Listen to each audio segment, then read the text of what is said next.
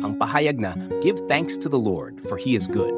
His love endures forever," ay nagpapahayag ng pasasalamat at papuri para sa kabutihan at walang kondisyong pag-ibig ng Diyos.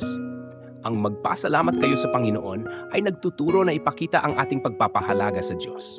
Ipinapakita nito na ang lahat ng mabuti ay nagmumula sa Diyos at siya ay nararapat na kilalanin at pasalamatan.